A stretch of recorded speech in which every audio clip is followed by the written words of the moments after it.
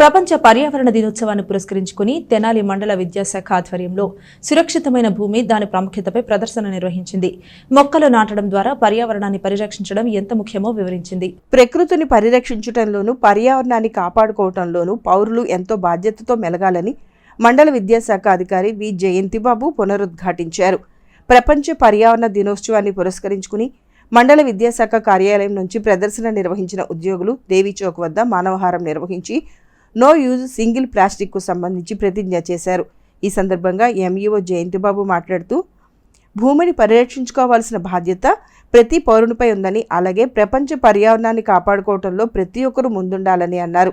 భావితరాలకు సురక్షితమైన భూమిని అందించాలని, ఇందుకు పౌరులు బాధ్యతగా మొక్కలు నాటడం, పర్యావరణాన్ని పరిరక్షించే దిశగా భూమిని రక్షించుకోవటం మన కర్తవ్యం అని ఆయన తెలిపారు. పర్యావరణ దినోత్సవాన్ని పురస్కరించుకుని ఈ నెల 12 నుండి 19వ తేదీ వరకు వివిధ రకాల అంశాల ద్వారా విద్యార్థులకు అవగాహన కల్పించాలని సూచించారు. ఇందుకు సంబంధించిన రికార్డును మెయింటైన్ చేయవలసిందిగా ప్రధానోపాధ్యాయులకు తెలిపారు. ఈ కార్యక్రమంలో వివిధ పాఠశాలలకు చెందిన ప్రధానోపాధ్యాయులు, మండల విద్యాశాఖ ఉద్యోగులు, సిబ్బంది, ప్రవృత్తులు పాల్గొన్నారు. భారత ప్రభుత్వం అదేవిధంగా ఆంధ్రప్రదేశ్ రాష్ట్ర ప్రభుత్వం విద్యాశాఖ వారు ఇచ్చినటువంటి పిలుపు మేరకు ప్రతి పాఠశాలలోనూ జూన్ 5వ తేదీ ప్రపంచ పర్యావరణ దినోత్సవాన్ని నిర్వహించడం జరుగుతుంది. దీని యొక్క మెయిన్ ప్రాధాన్యత ఏంటంటే భూమిని పరిరక్షించటం, పునర్నిర్మించటం.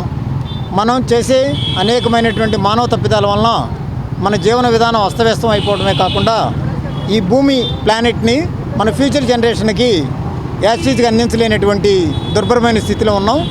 దీని కొరకు ఏం చేయాలి, ఎలా ఈ ప్లానెట్ని మనం కాపాడుకుని సురక్షితంగా మన తర్వాత తరాల వారికి అందజేయాలనే దాని గురించి భావి భారత పౌరులైన విద్యార్థుల్ని చైతన్యవంతం చేయటం, దాంతోపాటుగా సమాజంలో ఉన్న ప్రతి వ్యక్తి తన యొక్క గురుతరమైన బాధ్యతగా ఈ భూమిని రక్షించాల్సినటువంటి కార్యక్రమాలని, అలవాటుల్ని అలవర్చుకోవాల్సిన ఆవశ్యకతను తెలియజేయడమే ఈరోజు యొక్క ప్రత్యేకత. Okay, thank you.